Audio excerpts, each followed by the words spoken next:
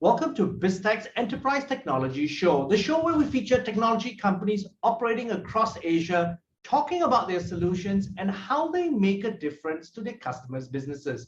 Today, we speak to Stuart Fisher, Vice President, Asia Pacific and Japan at Couchbase.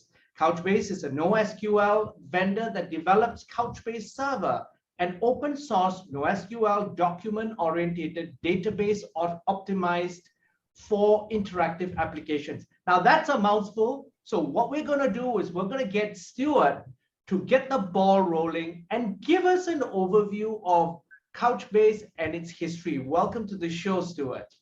Brian, thank you. It's great to be here and to speak with you and your listeners. Now, could you start by telling us about Couchbase and its history? Sure. Couchbase is a US-based company, ostensibly developed for the open source community. So as we've seen, there hasn't been a lot of innovation in databases over 20 or 30 years, fairly monolithic, fairly IP focused, very heavy infrastructure on premise. So very structured in the way that we're able to handle data. Of course, Brian, your viewers would be familiar with the fact that data comes from all sorts of different locations, from IoT devices, mobile devices, etc. We collect an enormous amount of data today from different standards. And of course, that data is useless within 5 minutes. It's really out of date. That's how fast the relevance of data is today. So we need to apply different views to it. We need to be able to collect that data. We need to be able to process and analyze that data. And we need to be able to transact on that data. And that's really where Couchbase is focusing on, is core, open source, cloud-based as a service. Collect it when you want, transact it as you need, and turn it around and provide a better service or product to your end customer. Okay, then in that case, Stuart, give us a primer on Couchbase's core technology and its key advantages. Sure. So if you look at traditional legacy sunset technology, it's very structured with very set tables. Everything is fairly black and white. You enter data in a specific table, you transact it, and you can push it out in a very structured approach. Couchbase's benefit is that we can take in any type of form of data from any type of collection capability, from point of sale, from travel apps, from mobile devices, from banking, financial services information, from weather, radar, etc. We can collect all of this type of information in an open source environment. It then enables us to transact that in a much more effective manner. So we're able to collect the data, we can process it in a very open source way, non-structured, non-regimented, non-predetermined tables.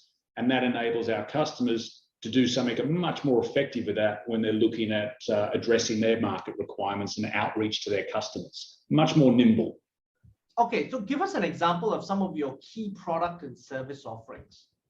Yeah, so we provide a technology base that then enables our customers to build a phenomenal amount of capability on top of it. So you would think, Brian, that if you're an enterprise wanting to develop a new application, and that application is to outreach to your customer base, it could be an insurance application, it could be an e-commerce capability, it could be a CRM, it could be something as, a booking or a transportation application. Invariably, that application is developed on Couchbase, on an open source database, a NoSQL database, which is what we are.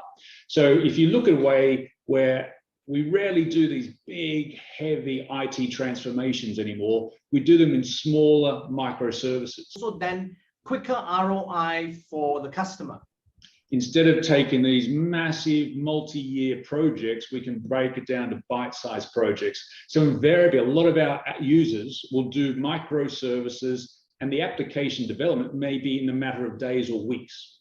And we've certainly seen that recently, where the transformation to digitization and the cloud and enablement, we've had to do that overnight, Brian, obviously with the status of the pandemic, where traditional legacy engagement with customers was turned on its head. And when you have to do that quickly, you need an open architecture in which to power that. And that's what Couchbase does. We power the new applications that our customers are using.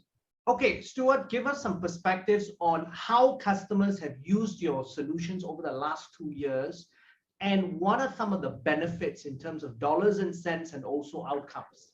Sure. Well, firstly, enablement and efficacy is the most important thing. We want to be nimble. We want to be able to power those microservices. So if you look at an example in the region of, we'll start with a gaming manufacturer, developed a new game, and you imagine there's a lot of those in the digital world. The game was developed in a period of 2 months. It was market tested and determined that it was going to be very, very successful. Up until that point, that development company was in an open source environment. They were using our product, but with no commitment. But as soon as they started to get into the hyper scale, the hyper growth, the hyper enablement, then they engaged with us. Then we started to ramp up our infrastructure in the cloud to support them. So as the application is successful, the revenue has been determined, they then can build out and support the infrastructure. They're doing that as they go. So it's as a service, rather than trying to make a massive investment up front and not seeing the payback for 2 or 3 years out, which is legacy technology. They can do it as they go. And another example would be engagement with a massive financial services insurance company. You know, they determine, you know, been around for many decades, but fairly old school in the way that they'll transact with paper and forms and written applications. They determined they needed to be on this digitization transformation and developed an application, a microservice that firstly would allow them to outreach to their insurance brokers. So the brokers, you could imagine, Brian, are sitting in front of their clients, going through a policy, determining which policy is best for them, and then signing up that customer right then on the spot. That's through a mobile device with an application. Again, we would be the back end of that, powering all that data collection and the analytics and the transformation of it. And that went from 0 to their biggest application globally within a period of 8 months. And you know what, Stuart, that's an incredible example, because in that industry, and having worked in that industry previously, I understand the paper-based, the relationship between the broker, their customers, and the insurer. There's a tremendous amount of paper that goes around. There's a tremendous cost around that whole getting the transaction across the line. And obviously digitizing something like that has tremendous time saving, and also from an accuracy and as well as a money saving perspective. Absolutely. People want things, Brian, instantly now. We don't have the patience to wait for days or weeks to transact. We're very much a needs-based service society, and that has to happen instantaneously. And then you look at the capability of the technology, 5G, we've all got mobile devices. We all want to transact in an instantaneous. And if you're not providing your services to fulfill that requirement, there's going to be a competitor that will. So this path of digitization, transformation, leveraging cloud has a wide range in benefits, not just outreach to your customer and delivering the product or service that you need, but also in a total cost of ownership perspective. It's cheaper in the cloud, it's more effective in the cloud, the return on the investment is more immediate. It's something that the board and the investors can see you're spending and investing as you need, rather than let's make a massive investment now and hope that it happens and we get a payback 2 or 3 years from now. So it's a huge transformation that's happening. Okay, I want to now take a macro view and take a helicopter view on software development in the region, because one of your promises is basically rapid development. Now, what are the key drivers that are influencing agile and scalable development for enterprises in the region? Great question. And I think if you step back and a vintage generation below me, Brian, are very nimble in the way that they go about solving today's problems. And you could imagine the amount of software developers that will be tinkering at home, doing something on the weekend and coming up with an opportunity for a microservice or a new application, going to the office and presenting that to their boss on the Monday, and the boss going, wow, that you built that over a weekend, that looks pretty good. It becomes a proof of concept, doesn't it? It's rapid agile development. Test it. Does it work? Is it something that we can use internally or externally? And then if it does, then you start to scale it, and you scale it rapidly. So if it's going to fail quick, don't spend money on it. But if it's going to work, put the infrastructure in, enable the open source development community to be a part of that, and to grow it rapidly. So that's where I see from a macro side. And certainly in this region, speed and time is everything. And it has to be simple, it has to be easy, and it has to be open source. There's a huge developer ecosystem out there that aren't classically educated in old school schemas and coding. They want it to be nimble. It's user interface, it's GUI, it's enablement. It's very, very quick. And that's what we're seeing in the market today. That path to digitization is critical. Now, Stuart, I'm going to pick your brains because business compostability is one of the newest buzzwords in the technology vocabulary. Help us unpack this and what it really means. Yeah, look, it is something that's fairly new, and obviously this is where the industry and Gartner particularly are going down this definition. If I step back and look at it, I look at the way organizations used to be run, very siloed. You'd have the finance team, the marketing team, the sales team, the manufacturing team. They would have their own strategies. They're not necessarily working across these silos. So composability is really about breaking down those silos and ensuring that the strategy that's been determined for the business has a flow-on effect across all of these silos. You want to break those down. When you start to do rapid development or agile development capability, it's going to have an effect on the rest of the organization. What the sales team does directly affects what manufacturing needs to do in ramping or scaling their capability to procure. So a company that's effective has broken down those silos, has communication and capability transactionally across the business, because they're all interdependent, aren't they? All of those silos are interdependency. So the sooner you can open it up, you can invest in technology that enables everyone to talk with the same language, about the same strategy. That's going to be a critical competitive advantage. And I come back to the other key point about this is time is critical. In the digital economy that we work in, if you're not doing it, your competitor will. And they will be the ones that will own the market. Okay, but Stuart, so here's the dilemma, right? Sounds great on paper. The idea is right, but what are the challenges that companies would face in actually executing? Agreeing on the strategy. This has to be a corporate-wide level of what is the strategy, what is it that we are trying to achieve with our business, and ensuring you have identified the correct stakeholders and have them at the table. That is absolutely critical. We need to be able to have that level of engagement and codependencies. And once you have those codependencies, you can then develop in a much more sophisticated manner. So that would be a critical aspect of it. Okay, then I want to ask you then, could you give us a primer on best practices that leaders can adopt to ensure that they are on the right path to high composability and also seamless software development? A primer. Eliminating inefficiencies within an organization is critical. And you'll appreciate that a lot of your clients or your viewers are going to have a legacy technology infrastructure that's going to be costly and it's going to be old school. And part of the challenge is going to be reduction of that, elimination of old technology and move into a new platform.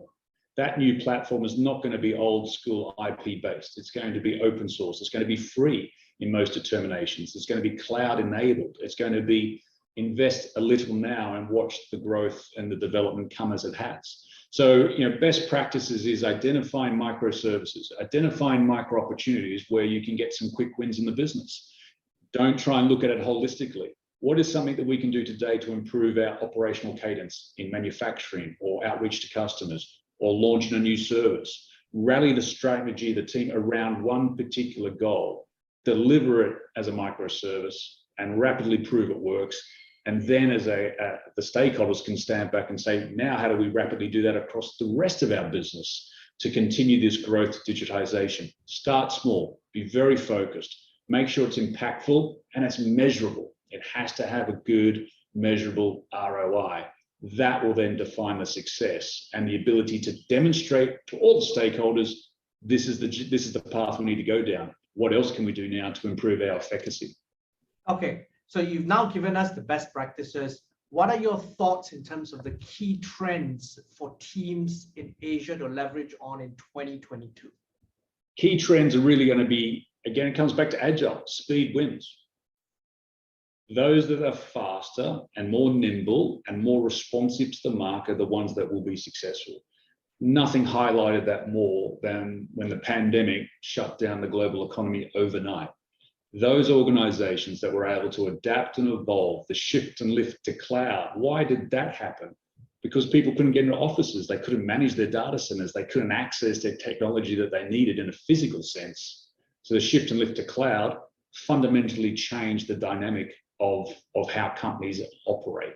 The ability to find new ways to outreach through e-commerce, trading, all these things are absolutely critical. And those companies that will succeed and continue to prosper are the ones that become digital natives.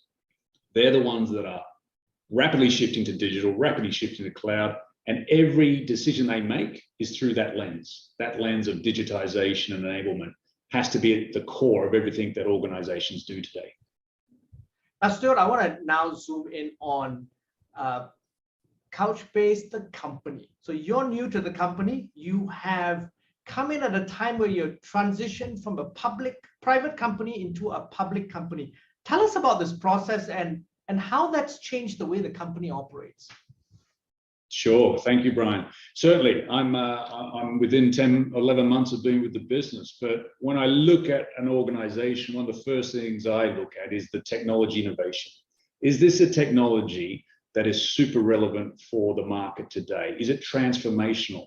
Can I knock on the door of a C-suite and provide them with innovative technology that will enhance and enable their businesses to transform? The answer is absolutely yes, it does.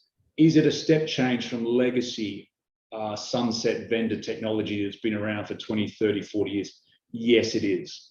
Does it enable our customers to consume the product the way that they want, which is in the cloud, and pay for it when they need it, not in advance? So we're not locking customers into this big investment up front.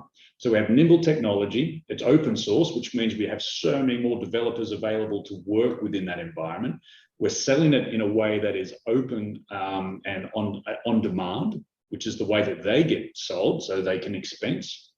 And then finally, is it giving power to the customers to be in control of their own destiny without having to engage us as a vendor or an expensive suite of consultants in which to maintain and support it?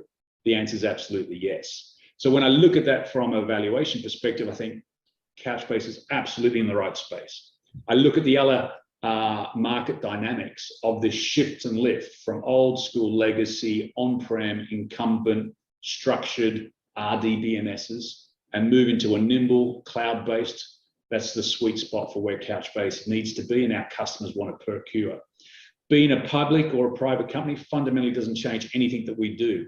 What it does do, though, is enable us to continue to expand, have better market presence, to invest, and to enable us to get better visibility so we can sell and have more customers come on this journey with us. Okay, then on that note, what are your plans as head of Asia Pacific and Japan? What's the plan for 2022? Brian, look, I've been in the region for a long time, 20 plus years, and I can't speak about forward-looking things, as you very appreciate as a public company. But let me tell you this: I'm super excited about the region in general. 60% of the world's population of SMBs are based here in Asia Pacific. The growth expectations of the region by each country are 2 to 3x what we're seeing in North America or EMEA.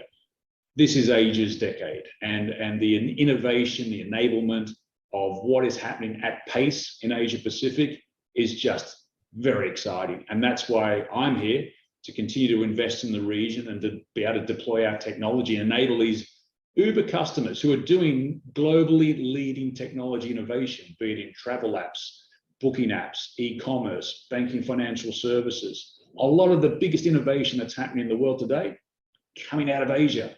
And they're embracing this at a rapid pace. We're in for a great next decade of digitization across the region.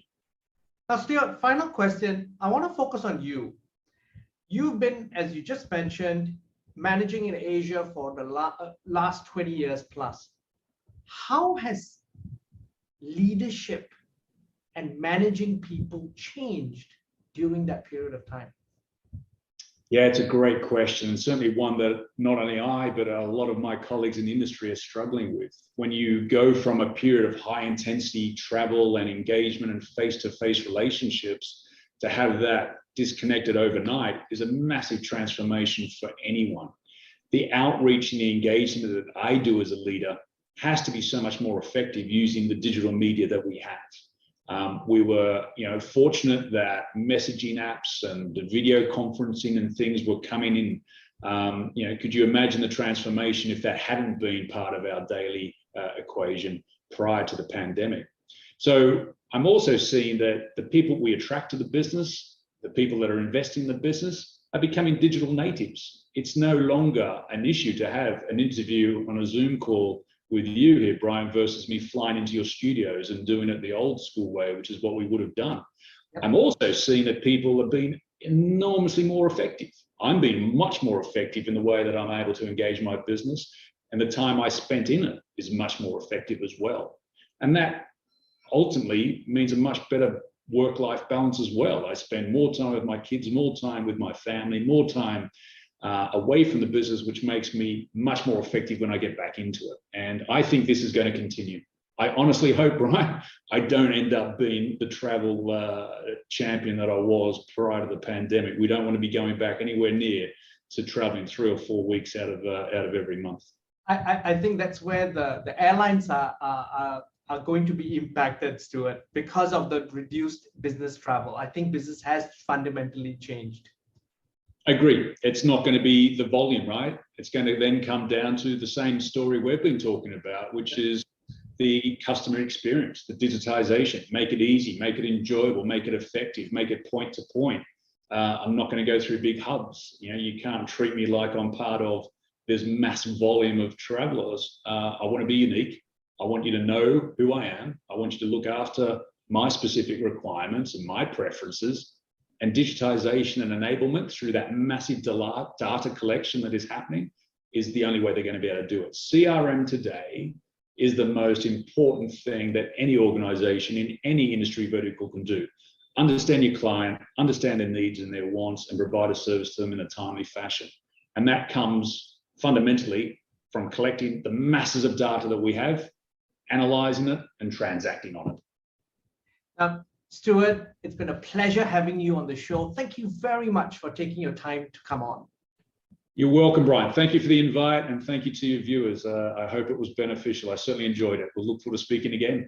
Yes, definitely. I'm Brian Fernandez, and we've been speaking to Stuart Fisher, Vice President, Asia Pacific and Japan at Couchbase on Biztech's Enterprise Technology Show. This video and podcast will be on our various platforms, as well as our website, www.biztech.asia. Please like and subscribe to our various platforms. Thank you very much for tuning in.